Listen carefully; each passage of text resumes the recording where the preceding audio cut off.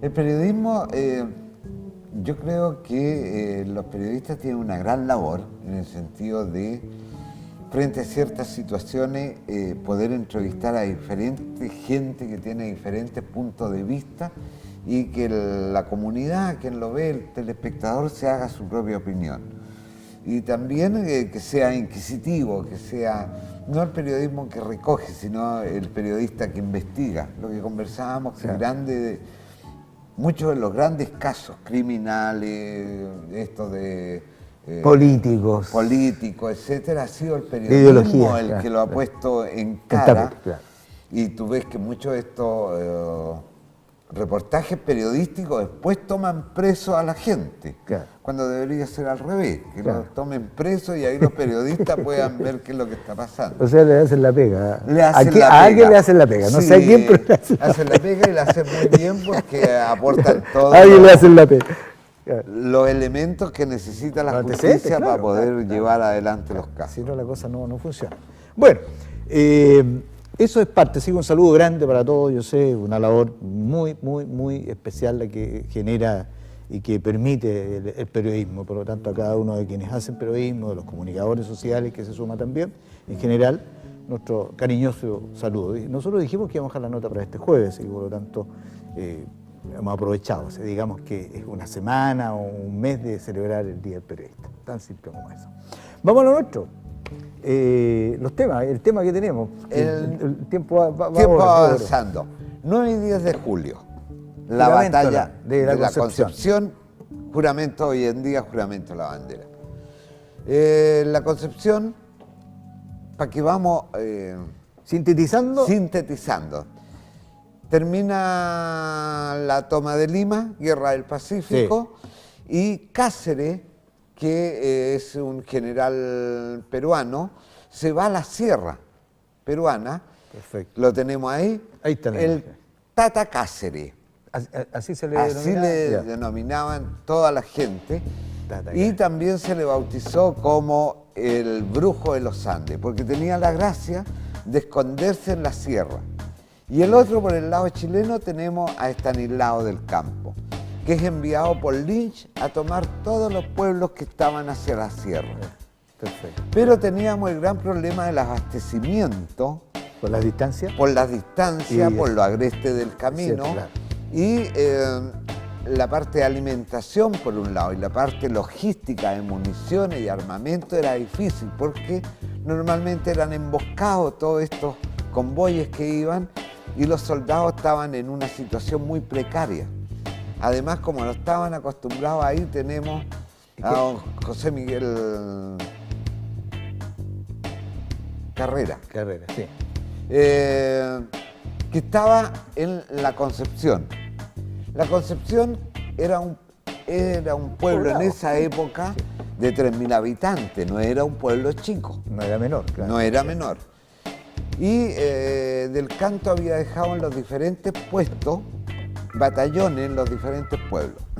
Ataca Cáceres por el norte y ahí tenemos los caminos como eran en aquella época, verdaderos caminos cordilleranos similares a los de aquí cuando uno va para el Melao antiguamente, y eran muy angostos. Por lo tanto, el paso de las tropas era muy dificultoso. Era limitado. Era limitado. Y lento. Y lento, porque más encima no podías transitar mucho con la artillería. Y tenían la ventaja los peruanos en que en la parte alta eran famosos los montoneros por dejar caer las galgas, que eran grandes piedras que dejaban caer cuando pasaban las columnas chilenas. Ahí estamos, Ahí estamos con la parte de Cáceres. Esos eran en realidad en aquella época los caminos que había, los puentes colgantes y los caminos que en realidad eran verdaderas huellas cordilleranas. Ese era el ambiente que tenía el ejército chileno de ocupación en ese sector. Este ejército chileno, además, tenía como misión el cobro de dinero, porque Lynch le impone al gobierno peruano que tiene que mantener las tropas. Y eso se prestó para muchos abusos. ¿Por qué nos tienen mala? Porque... ¿Por qué nos tienen mala? Oye, el que no hacendado, que no pagaba, Claro. se le quemaba la hacienda. Tan simple como Así como eso. O paga o se le quema. Y se requisaba todos los alimentos que tenían los pobladores, los indígenas en el fondo. Entonces ya había estaban en contra de estos chilenos.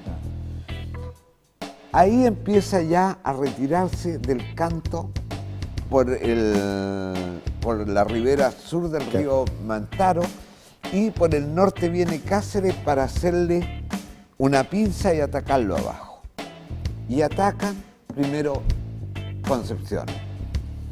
Están estos 77 chilenos atrincherados, venían 500 fusileros, tropa armada, pero los otros 2.500 eran montoneros que estaban armados con palos, lanzas, Claro que con lo que tenían a no mano. se tenían los elementos necesarios. Claro.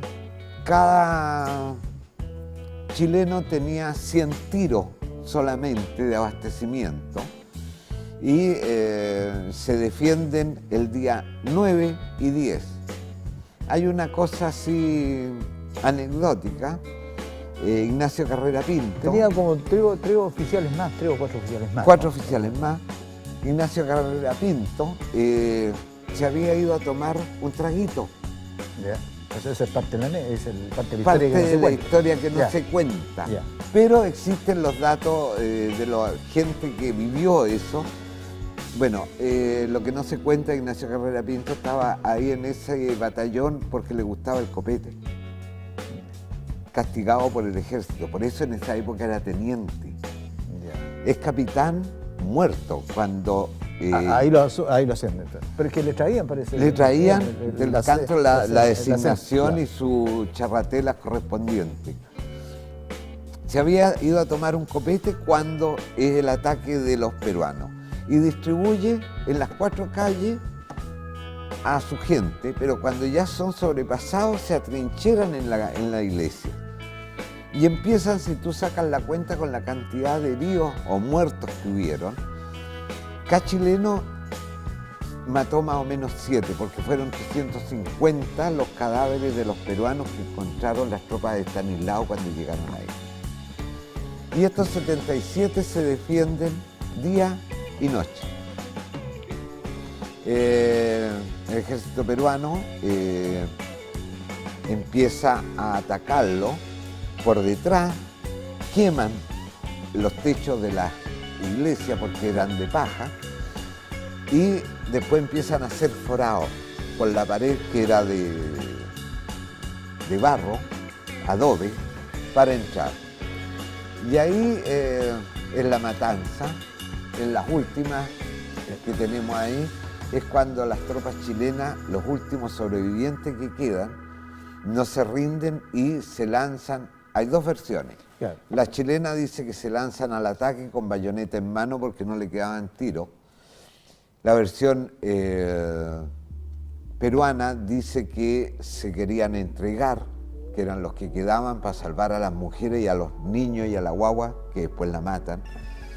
Pero era tal la rabia que tenían los montoneros que los acuchillaron apenas aparecieron. ¿Y por qué lo acuchillaban? Ahí vemos una de las imágenes que se repitió mucho en la Guerra del Pacífico, que era repasar, el repaso se llama eso. No se tomaban prisioneros, se repasaban a todos. 1, porque no tenía el contingente para proteger a los prisioneros, y 2, porque no tenía alimentación para darle. Alcanzaba para la tropa justo y no se tomaban prisioneros. Por lo tanto, ahí hay que rematar. Se remataba. O sea, ahí está. Esa era la repasar. Repasar.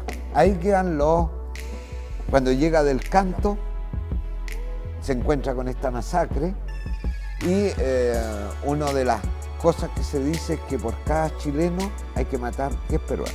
Y eso se hizo. En la Concepción quedaron 700 muertos. El resto de la historia sabemos todo, viene después ya, ¿no es cierto? Claro. Un tema de... Y de ahí vino la gran represalia del ejército chileno, en que se vino tomando prisioneros, hombres, mujeres y niños, y quemando todos los pueblos. La Concepción, el ejército chileno, cuando la deja, la incendia completa. Todo el pueblo se quemó. Y de Las ahí, atrocidades que se las vienen atrocidades de la en todo guerra. caso la guerra. Sí. Y de ahí, en el primer contingente de prisioneros, se dan cuenta que llevan muy pocas municiones para el enfrentamiento que iban a tener con el ejército peruano de Cáceres. Y sacaron la cuenta cuántos tiros les costaba fusilar a cada prisionero. Así que se da la orden de bayoneta y corvo. El tiempo nos pidió. Lo vamos a dejar a Stein, bayoneta y corvo. Bayoneta y corvo. Pero- Una anécdota a propósito de bayoneta Sí. y corvo. Uno de los héroes ahí, vamos a dejar el nombre en duda, pero le decían el Cabo Tachuela. El Cabo Tachuela, que es uno de los héroes de los 4 oficiales. El Cabo Tachuela, le decían así porque era muy chico. Entró a los 15 años y entró como corneta. No le pasaban fusil porque el fusil era más grande que él y no podía dispararlo, si es verdad. Es la parte de la En la anécdota. próxima vamos a contar quién era el Cabo Tachuela.